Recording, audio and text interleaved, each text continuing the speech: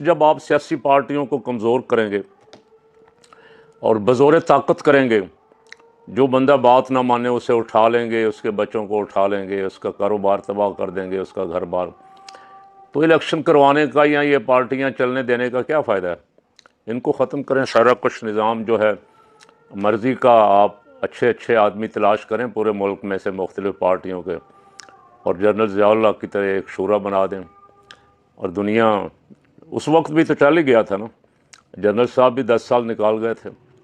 अब भी अगर यही प्रोग्राम है तो डाकुओं, चोरों और लुटेरों से कौम की जान छुड़ाएं और कोई ऐसा काम कर लें। अली अमीन गंडापुर को वज़ीर आला बनाया खान ने। मैंने एक दफ़ा पहले भी कहा था कि खान की बदकिस्मती कि खान की सिलेक्शन जो है वो सही नहीं हुई।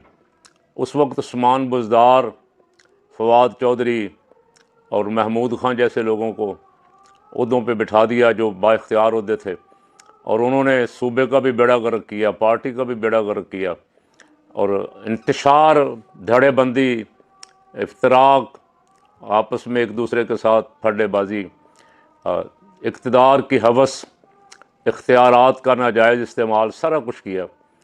अब वो तो बंदे पहले झटके में ही, जब 9 मई वाला उन पर केस डाला गया तो वो एक झटका भी नहीं सह सके, भाग भूग गए, और कुछ इस्तेहकाम पार्टी में चले गए, कोई किसी पार्टी में चले गए, कोई आज़ाद हो गए, कोई फवाद जैसे जिनका दिल करता था कि फिर दोबारा एंटर हो जाएं, अब वो ये तासर देते रहे कि हम तो आज़ाद हैं, हम किसी पार्टी में भी नहीं हैं। और अब आजकल अवामी मकबूलियत देख के कि अवाम तो सारी की सारी वहाँ ही खड़ी।